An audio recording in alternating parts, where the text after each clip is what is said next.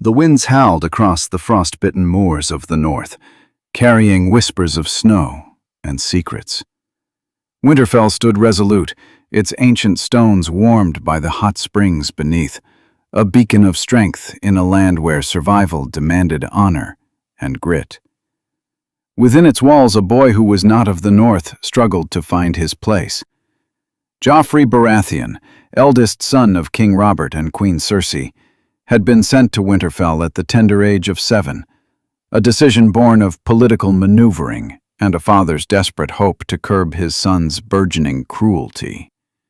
King Robert, wary of Cersei's coddling and Joffrey's troubling tendencies, had entrusted Ned Stark, his oldest friend, with the task of shaping the boy into a man worthy of the Iron Throne.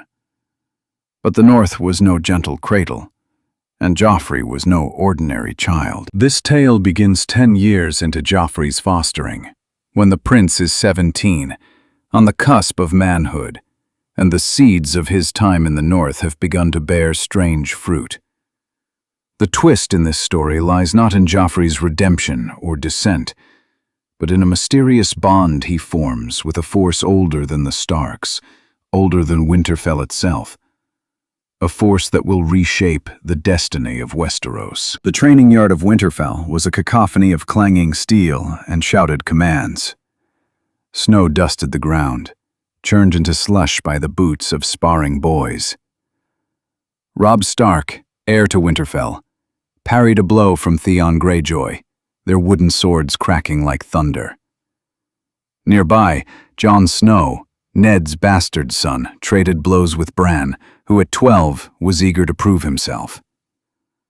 But all eyes occasionally drifted to the blonde-haired youth standing apart, his arms crossed, a sneer curling his lips. Joffrey Baratheon was no longer the soft, petulant child who had arrived a decade ago, weeping for his mother and demanding silks and sweets. The North had hardened him, carving away the excess like a sculptor's chisel. His golden hair was tied back in a simple leather thong, and his frame, though lean, bore the wiry strength of a boy who had spent years chopping wood, riding through blizzards, and training under Sir Roderick Cassell's unforgiving tutelage.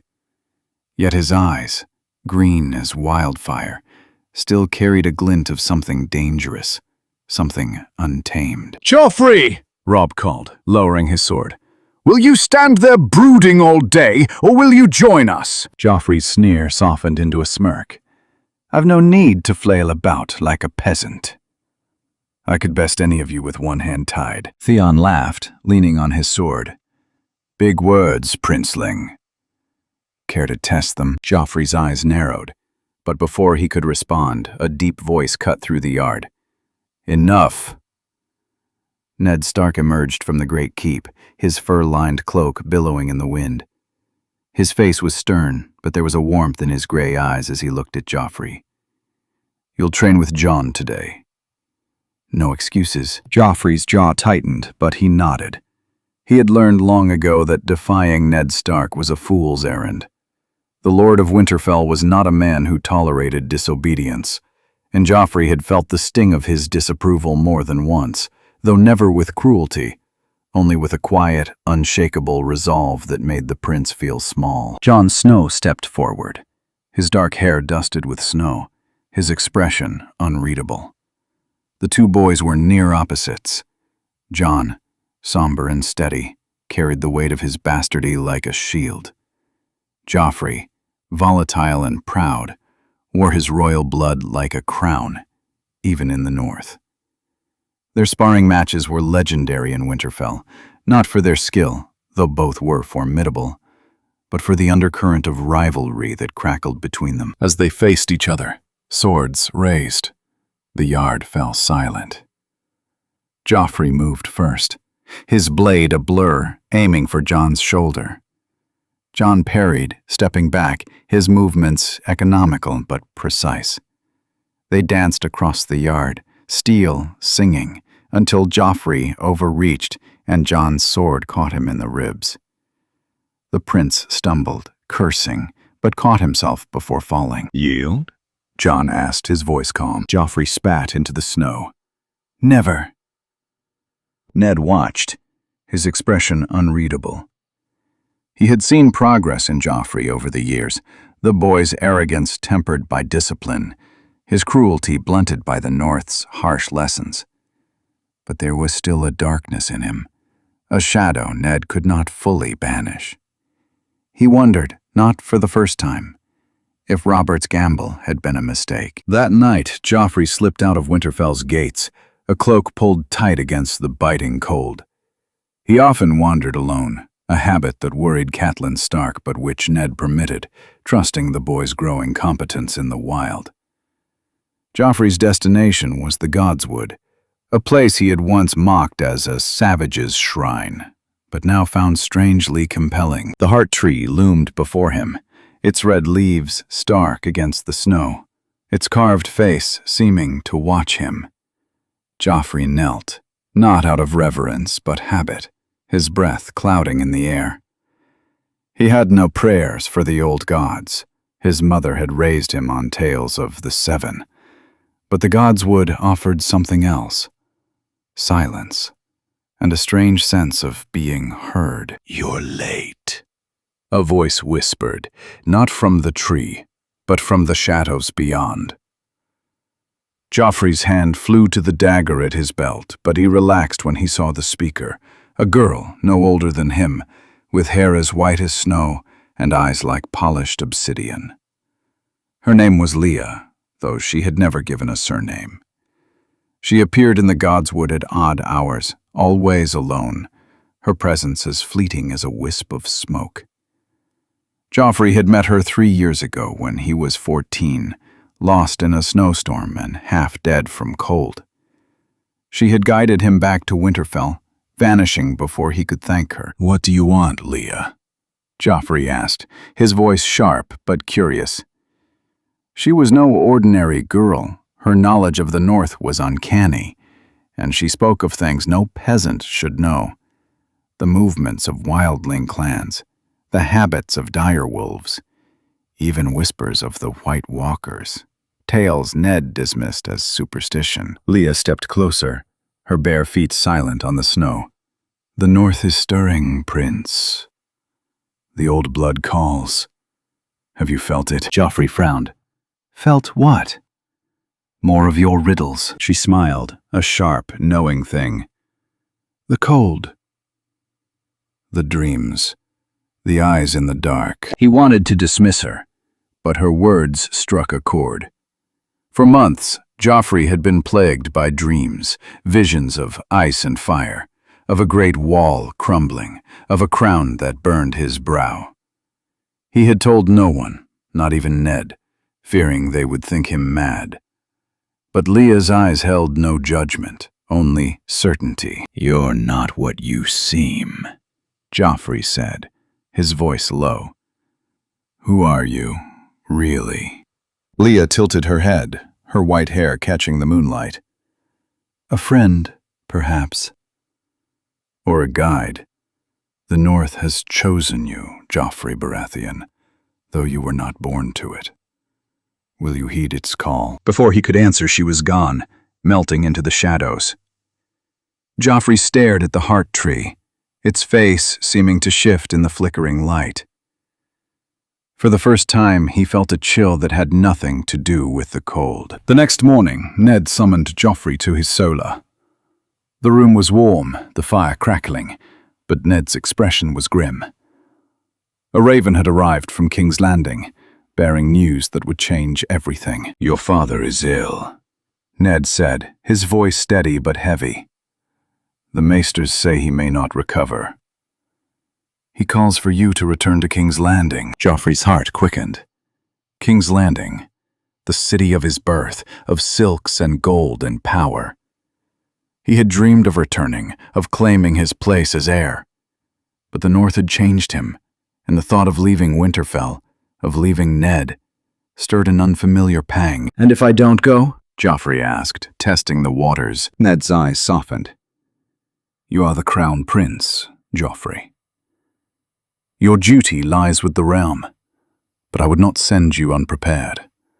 You've learned much here, honor, strength, The value of loyalty. Use them well. Joffrey nodded, but his mind was elsewhere. Leah's words echoed in his ears. The North has chosen you. What did that mean? And why did the thought of returning to his mother's world fill him with unease? That afternoon he sought out Jon Snow. The bastard was in the stables, tending to his horse, his movements methodical. Joffrey leaned against a post, watching him. "You've always hated me," Joffrey said, his tone more curious than accusing. Jon paused, brushing hay from his hands. "I don't hate you. I don't trust you." Joffrey laughed, a sharp, bitter sound. "Fair enough.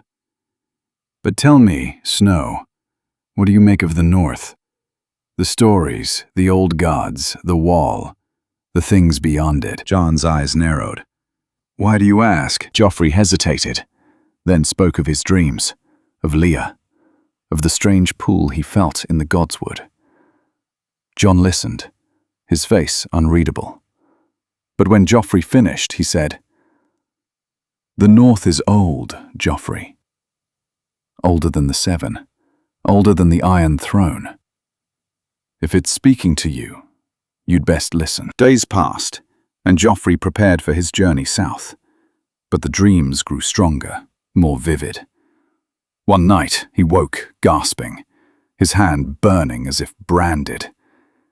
In the dim light of his chamber, he saw it, a mark on his palm, a faint spiral of lines like the roots of a tree. It hadn't been there before. He hid it beneath a glove, telling no one, but the mark pulsed with a strange warmth, as if alive. He returned to the godswood, hoping to find Leah. She was there, waiting, her eyes gleaming. "You've seen it," she said, not a question. "What is it?" Joffrey demanded, showing her the mark. "The sigil of the first men," she said. "A gift or a curse. The old gods have marked you, Joffrey Baratheon. You are tied to the North now, whether you will it or not." "Tied to what?" he snapped. "I'm the crown prince, not some woods witch's pawn." Leah's smile was sad. "You think you can outrun fate?" The North does not care for thrones or crowns. It cares for blood, for sacrifice. You will learn in time. She vanished again, leaving Joffrey with more questions than answers. The mark on his palm seemed to glow faintly, and he felt a pull, not south to King's Landing, but north, toward the wall, toward the unknown. The day of departure arrived. Winterfell's courtyard was filled with farewells. Robb clapping Joffrey on the shoulder, Arya offering a rare grin, even Sansa blushing as she curtsied. Ned stood apart, his face a mask of duty, but his eyes held a father's pride. "Keep faith, Joffrey," Ned said. "The North is in you now." "Don't forget it." Joffrey nodded, but his thoughts were on the mark, on Leah, on the dreams that haunted him. As his retinue rode south, he glanced back at Winterfell, its towers fading into the snow. He felt the weight of the mark on his palm, a secret that bound him to something greater and more dangerous than the Iron Throne. Far beyond the wall, in a grove of weirwoods older than memory, a figure watched through eyes of crimson. The trees whispered, their leaves rustling with secrets. The boy from the south, marked by the old gods, was coming. Whether he would be savior or destroyer, even the trees could not say. But the North was waking, and Joffrey Baratheon, fostered in Winterfell, carried its heart in his hand. The road south from Winterfell was a ribbon of mud and frost, winding through bleak moors and skeletal forests. Joffrey Baratheon, now 17, and marked by the mysterious sigil of the old gods, rode at the head of his small retinue, his golden hair dulled by dust, his green eyes restless. The weight of the spiral mark on his palm, hidden beneath a leather glove, pulsed like a second heartbeat. It was no mere scar. It whispered to him in the quiet moments, stirring dreams of ice and fire, of a crown that burned, and of a girl with white hair and obsidian eyes named Leah, who had vanished into the godswood, but left her words etched in his mind. "The North has chosen you." King's Landing loomed ahead, a city of intrigue and ambition that felt both foreign and inevitable. Joffrey had spent a decade in the North, shaped by Ned Stark's honor and the harsh lessons of Winterfell. Yet the boy who had once wept for his mother's embrace was gone, replaced by a young man caught between two worlds. The prince, destined for the Iron Throne, and the marked soul bound to the North's ancient mysteries. This is the second chapter of his journey, where the clash of duty and destiny begins to unravel the boy who might be king. King's Landing was an assault on the senses. The stench of refuse and salt air choked the streets, a stark contrast to Winterfell's crisp winds. The Red Keep loomed above the city, its towers like spears thrust into a bruised sky. Joffrey's retinue entered the city gates to a cacophony of cheers and jeers, the small folk pressing close to glimpse their returning prince. He sat tall in the saddle, his face a mask of regal indifference, but the mark on his palm throbbed, as if recoiling from the city's chaos. At the Red Keep, Queen Cersei awaited him in the throne room, resplendent in crimson and gold, her beauty undimmed by the years. Beside her stood Jaime Lannister, his golden armor gleaming, and young Tommen, wide-eyed and nervous. The Iron Throne itself, a jagged monstrosity of twisted blades, seemed to pulse with a malevolence that matched the mark's unease. "My son," Cersei said, her voice warm but laced with calculation. She stepped forward, arms outstretched, but Joffrey dismounted and knelt stiffly, as Ned Stark had taught him. Her smile faltered, but she recovered, pulling him into an embrace. "You've grown into a man. The North has not ruined you, I hope." Joffrey's lips twitched. "The North has made me, mother." As father wished. Cersei's eyes narrowed, but she said nothing of Robert, who lay abed, weakened by fever and years of excess. Instead, she gestured to the court. "Your place is here now, Joffrey. The realm awaits its prince." That night, a feast was held in his honor. Lords and ladies fawned over him, their flattery as cloying as the spiced wine. Joffrey played his part, smiling and nodding, but his thoughts drifted to the godswood, to Leah's cryptic warnings. The mark burned beneath his glove, and when he glanced at his reflection in a polished goblet, he thought he saw a flicker of crimson in his eyes. A trick of the light, surely. Later, alone in his chambers, he removed the glove. The spiral mark glowed faintly, its lines deeper, more intricate than before. He traced it with a finger, and a vision flashed through his mind. A wall of ice, a shadow moving beyond it, and a voice whispering, "The blood of the first men runs in you." He recoiled, heart pounding. The North was thousands of miles away, yet it clung to him like frost. King Robert's chambers reeked of sickness and stale wine. The once mighty warrior was a husk, his beard matted, his eyes cloudy. Joffrey stood at his bedside, flanked by Cersei and the Grand Maester Pycelle, whose hands trembled as he adjusted the king's blankets. "Joffrey," Robert rasped, his voice a shadow of its former boom. "You've come back." "Good. Ned's made you strong, I hear." "Yes, father," Joffrey said, his tone neutral. He felt no love for Robert, only a distant respect born of Ned's teachings. The king had sent him away, after all, to curb the cruelty Cersei had indulged. Yet Joffrey could not deny the change within him. The North had taught him discipline, if not kindness. Robert coughed, a wet, rattling sound. The throne's yours soon, boy. But it's a cursed thing. Enemies everywhere. Vipers in the court, rebels in the shadows. Trust no one but your blood. Cersei's hand tightened on Joffrey's arm, but he pulled away, his eyes on his father. I've learned to trust those who prove themselves, father. Not blood alone. Robert laughed, a bitter sound. Ned's words, not mine. Be careful, boy. The North's honor won't shield you here. That night, Joffrey dreamed again. He stood before the wall, its ice shimmering under a blood-red moon. Leah was there, her white hair glowing, her eyes like voids. The throne is not your fate, she said. The North calls you back. The old gods see what the Seven cannot.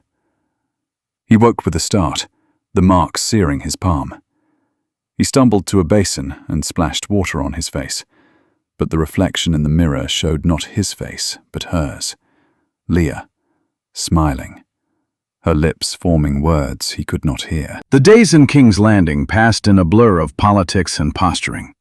Joffrey was thrust into the small council, where Lord Varys's honeyed words and Littlefinger's sly smiles grated on him. Peter Baelish, in particular, watched Joffrey with a predator's curiosity, as if sensing the change in him. The North has given you a certain gravity, my prince, Littlefinger said one day, his voice smooth as silk. But gravity can crush a man in this city. Joffrey met his gaze, his own eyes cold. I've carried heavier burdens than your riddles, Lord Baelish. Cersei, meanwhile, sought to reclaim her son. She summoned him to her chambers, where she spoke of loyalty, of the Lannister legacy, of the need to crush their enemies. You are my son, she said, her voice fierce. Not Ned Stark's. You will be king, and you will rule with strength. Joffrey listened, but her words felt hollow. In Winterfell, strength meant protecting the weak, honoring oaths. In King's Landing, it meant betrayal and blood. The mark on his palm pulsed, as if urging him to reject her vision. But he said nothing, only nodded. His only solace came in the Red Keep's godswood, a poor shadow of Winterfell's sacred grove. The heart tree here was an oak, not a weirwood, but Joffrey knelt before it, seeking the silence he had found in the north. To his surprise, Leah appeared, her form flickering like a flame. You cannot stay here, she said. The south will poison you. The mark binds you to the north, to the old blood. How? Joffrey demanded, his voice low. I'm to be king. I can't run back to Winterfell like a frightened boy. Leah's eyes gleamed. The king of men sits on a throne of iron. The king of the north answers to the earth itself. Choose, Joffrey Baratheon. She vanished, and Joffrey clenched his fist, the mark burning. He felt the pull again, stronger now, not just north but beyond, to the wall, to the wilds, to a destiny he could not name. The mark began to change him in ways he could not explain. His senses sharpened, sounds were clearer, colors brighter, and at night he swore he could hear the wind whispering in a language older than Westeros. He hid these changes, but they did not go unnoticed. Jaime Lannister, ever watchful, caught Joffrey staring at his reflection in a blade, his eyes momentarily glowing crimson. Something troubling you, nephew? Jaime asked, his tone light but probing. Nothing you'd understand, Joffrey snapped, turning away. But Jaime's gaze lingered, and Joffrey wondered how much his uncle suspected. One night, driven by restlessness, Joffrey slipped into the city, cloaked and hooded, seeking answers. He found himself in a seedy tavern by the docks, where sailors and sellswords spoke of rumors.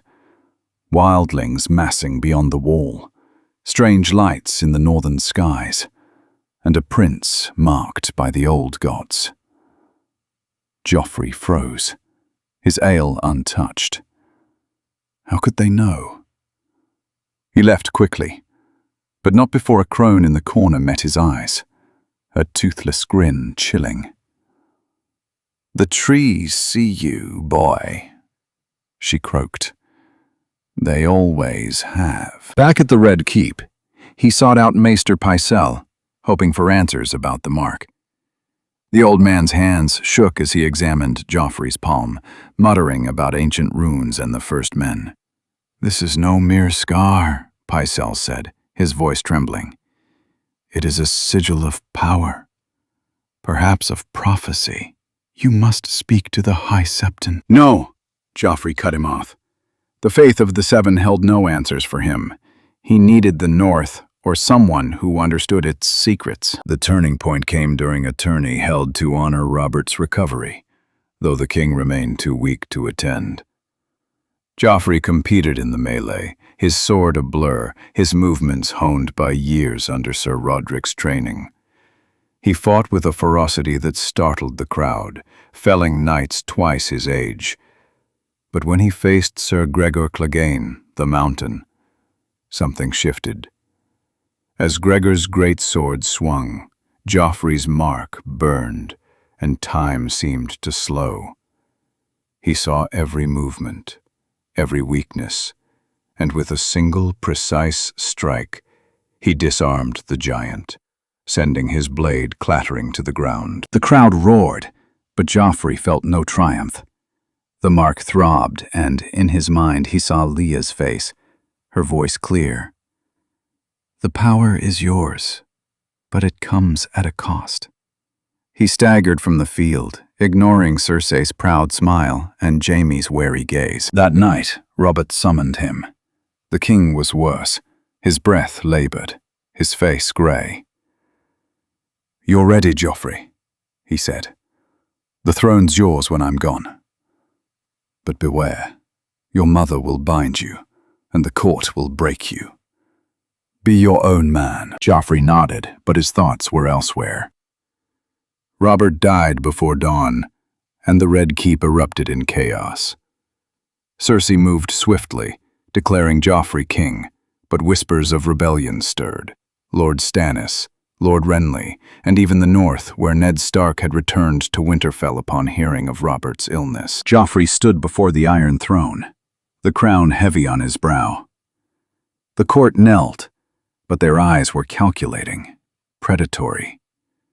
Cersei stood at his side, her hand on his shoulder, but the mark on his palm burned, rejecting her touch. That night he dreamed of the wall again, but this time he saw himself standing atop it, a sword of ice in his hand, facing a darkness that swallowed the stars. Leah appeared in the godswood once more, her form more solid, her eyes urgent. "The throne will destroy you," she said. "The mark is a key, Joffrey, a key to the North's heart. Return to Winterfell. Seek the Blackwood Vale, where the weirwoods still sing. There you will learn what you are." "I'm king," Joffrey said, his voice trembling with defiance and doubt. "I can't abandon my duty." "Duty?" Leah's laugh was sharp. "The Iron Throne is a lie. Your true duty lies beyond the wall, where the old gods wait." She vanished, and Joffrey woke with a start, the mark glowing brighter than ever. He knew he could not stay. The south was a cage, and the north was calling him back, not to Winterfell, but to something older, wilder, and far more dangerous. Joffrey slipped out of King's Landing under cover of night, leaving behind a letter for Cersei. "I am not yours to command. I go to find my fate." He took only his sword, his cloak, and the mark that bound him to the north. As he rode, the wind carried whispers of snow and secrets, and in the distance, he swore he saw a figure with white hair, guiding him onward. The Red Keep buzzed with outrage at his disappearance, but Joffrey was already gone, drawn inexorably north, toward the wall, toward the Blackwood Vale, toward a destiny that would either save Westeros or shatter it. The wind howled through the Blackwood Vale, a desolate stretch of the north where ancient weirwoods stood like sentinels, their red leaves bleeding against the snow. Joffrey Baratheon, now 18 and a fugitive from his own crown, rode alone, his cloak tattered, his golden hair streaked with dirt. The spiral mark on his palm burned, a beacon guiding him deeper into the wilds. He had abandoned King's Landing, fleeing the Iron Throne and his mother's grasp, driven by the cryptic words of Lya, the white-haired girl who haunted his dreams and the godswoods. Her final command echoed in his mind. Seek the Blackwood Vale, where the weirwoods still sing. The mark, a sigil of the first men, had changed him. His senses were sharper, his dreams filled with visions of ice and fire, and a power he could neither name nor control pulsed within him. The North had claimed him, not as a Stark, but as something older, something tied to the land itself. The Blackwood Vale was no place for the living. The air was thick with mist, and the ground crunched with frost and bones. Joffrey dismounted, his horse snorting nervously as he tied it to a gnarled tree.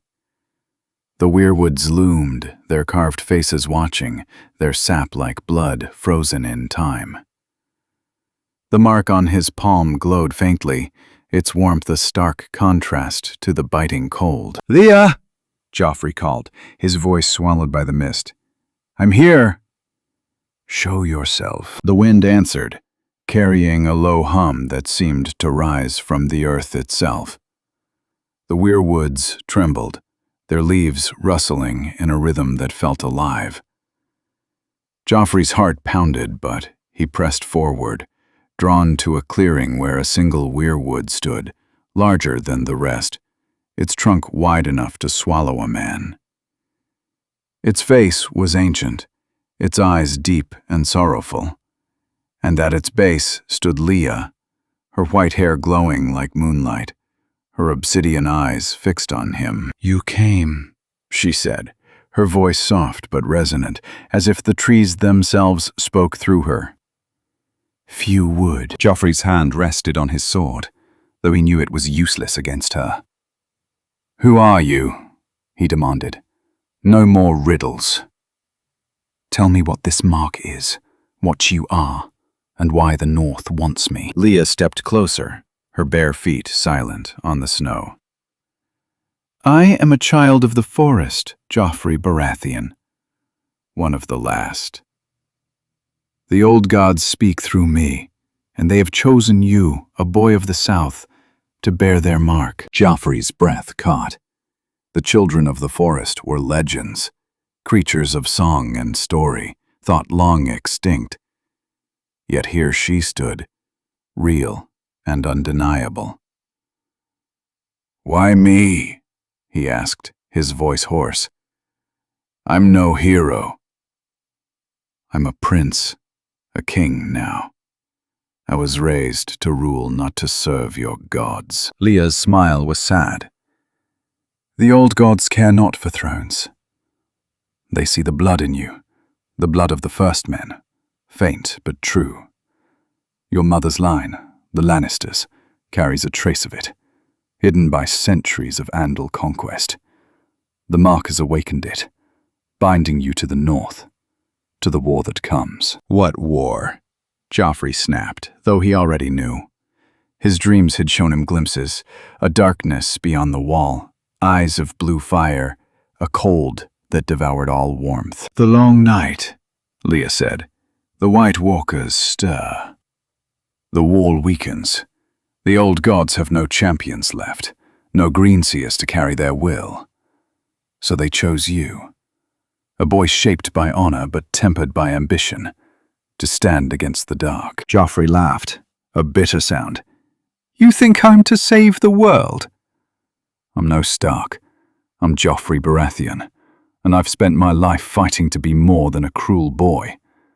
Now you ask me to be a myth." Lya's eyes darkened. "Not a myth. A weapon. The mark gives you strength, but it demands sacrifice. Will you heed it? Or will you return to your iron chair and let the world fall? Joffrey clenched his fist, the mark searing his palm. He wanted to deny her, to ride back to King's Landing and claim the throne that was his by right. But the North was in him now, its cold truth rooting deeper than Cersei's promises or Robert's legacy. He felt the weirwoods watching, their whispers urging him to choose. Leah led him to the great weirwood, its roots sprawling like veins beneath the earth. She pressed her hand to the trunk, and the tree shuddered, its leaves glowing faintly. "Touch it," she said. "Hear the song of the old gods." Joffrey hesitated, then removed his glove and placed his marked palm against the bark. The world shifted. His vision blurred, and he was no longer in the vale but standing atop the wall, the wind screaming around him. Below, a tide of darkness surged. Whites with glowing eyes, led by figures cloaked in ice. Beyond them a shadow loomed, vast and formless, its presence a weight that crushed hope. He saw Winterfell burning, its stones blackened, its people screaming. He saw King's Landing, its towers crumbling under a sky of ash. And he saw himself, standing alone, a sword of ice in his hand, the mark blazing like a star. A voice, not Leah's, but deeper, older, spoke through the wind. "The blood of the first men must rise, or all will fall." Joffrey staggered back, gasping, the vision fading. Leah caught his arm, her grip surprisingly strong. "You've seen it," she said. "The truth of what comes. The mark gives you the power to fight, but only if you embrace it." "What power?" Joffrey asked, his voice trembling. "I'm no sorcerer." "The mark is a conduit," Leah said. "It links you to the old gods, to the strength of the earth. You can call upon it, strength, sight, even the will to command the wild. But it will consume you if you resist." Joffrey stared at his palm, the spiral now intricate, its lines pulsing with faint light. He remembered Ned Stark's lessons: honor, duty, sacrifice. He remembered Jon Snow's quiet strength, Robb's loyalty, Arya's defiance. The North had shaped him, but this was something more. A destiny he had not chosen but could not escape. "What must I do?" he asked, his voice low. Leah's eyes softened. "Go to the wall. Find the Blackwood Vale's sister grove, beyond the reach of men. There, the old gods will teach you. But know this: the mark will demand your humanity. To fight the dark, you may become something other than a man." Joffrey's jaw tightened. He had fought to be more than the cruel boy Cersei had raised. But this was a different battle. "And if I refuse, then the long night will come," Leah said, "and no throne will save you." Joffrey rode north, his heart heavy but resolute. The Blackwood Vale had shaken him, but Leah's words and the weirwood's vision had left no room for doubt. He avoided Winterfell, knowing Ned Stark would try to send him back to King's Landing. Instead, he traveled alone, his path guided by the mark's warmth and the whispers in his dreams. The wall loomed before him after weeks of travel, a monolith of ice that dwarfed even Winterfell's towers. Castle Black was a grim, crumbling fortress, its men weary but resolute. Joffrey presented himself as a wanderer, hiding his identity, though his bearing and sword marked him as no commoner. The Lord Commander, Jeor Mormont, eyed him with suspicion, but allowed him to stay, sensing something extraordinary in the young man. Joffrey found the sister grove Leah had spoken of, a hidden copse of weirwoods beyond the wall, guarded by ancient magic. The trees were smaller than those in the Blackwood Vale, but their power was palpable. He knelt before the largest, its face fierce and weathered, and pressed his marked palm to its bark. The vision came again, stronger this time. The White Walkers advancing, their whites a tide of death. But now he saw himself leading men, not knights of the south, but wildlings, rangers and direwolves, their eyes glowing with the same light as his mark. The trees sang, a low, mournful sound that filled him with strength. His muscles tightened, his senses sharpened, and when he opened his eyes he saw the world differently, every leaf, every breath of wind, alive with meaning. The mark glowed brighter, its lines spreading up his wrist like roots. He felt the north in his bones, its power coursing through him, but also its hunger, a demand for sacrifice he could not yet fathom. News from the south reached Castle Black in scattered ravens. King's Landing was in chaos. Joffrey's disappearance had sparked rebellion. Stannis Baratheon claimed the throne, backed by his Red Priestess, while Renly rallied the Stormlands. Cersei, desperate, had crowned Tommen, but the boy was a puppet, and the Lannisters' grip was slipping. Ned Stark had declared the North neutral, refusing to bend to any king until Joffrey was found. Joffrey cared little for the throne now. The mark had changed him, stripping away the boy who dreamed of power and leaving a man bound to a greater purpose. He trained with the Night's Watch, his skill with a sword earning their respect, though his secrecy bred mistrust.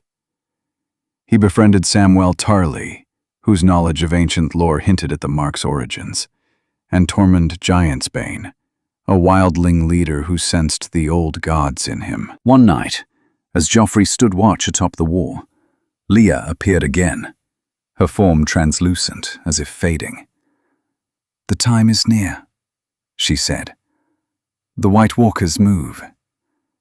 You must unite the living, wildlings, Northmen, even the South, if you are to stand against them." "And you?" Joffrey asked.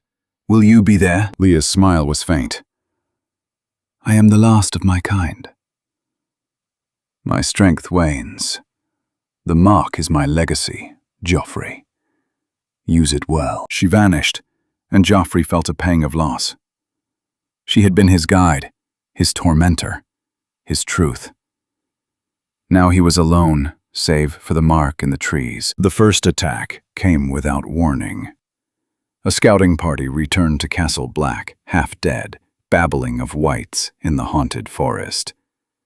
Joffrey joined the ranging, his mark guiding him through the dark. They found a village, its people slaughtered, their bodies rising as whites. Joffrey fought with a ferocity that stunned the rangers, his sword cutting through the dead as if guided by the mark. When a White Walker emerged, its eyes like blue fire, Joffrey felt the mark blaze. He struck, and his blade, ordinary steel, shattered the creature, a feat no man had seen. The rangers whispered of magic, of prophecy. Joffrey said nothing, but he knew the truth. The mark was more than a sigil. It was a weapon, forged by the old gods for a war older than Westeros. Back at Castle Black, he faced a choice. The South called to him. Ned Stark had sent a raven begging him to return, to unite the realm under his banner. But the North demanded more. The Weirwood's song grew louder, urging him to stay, to lead the fight against the dark. The mark pulsed, its power intoxicating but draining, each use taking a piece of his humanity. He felt himself slipping, his emotions dulling, his dreams filled with ice instead of fire. In the Sister Grove, he knelt one last time. The great Weirwood's face seemed to shift, its eyes meeting his. "What am I to be?" Joffrey whispered. "King or sacrifice?" The tree answered, its voice a chorus of whispers. "You are the bridge between man and God, between South and North. Choose, and the world will follow." Joffrey stood, the mark glowing like a star. He saw two paths: the Iron Throne, a crown of fire and betrayal, or the wall, a sword of ice and sacrifice. He thought of Ned Stark, who had taught him honor, of Jon Snow, who had shown him strength, of Leah, who had given him purpose. And he thought of the boy he had been, cruel and weak, now buried beneath the North's weight. Joffrey chose the North.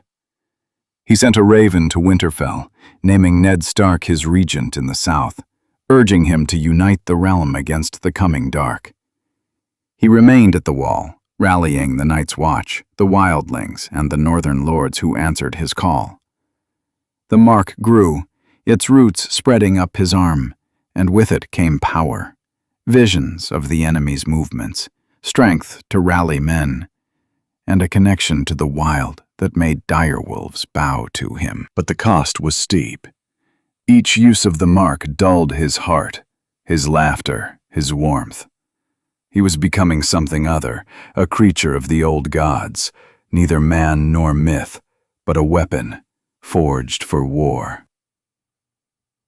The White Walkers came, and Joffrey led the fight, his sword and mark a beacon in the dark. The long night began, and the boy who might have been king became something greater, the marked king, chosen by the North to stand against the end. The weirwoods sang his name, and the North remembered.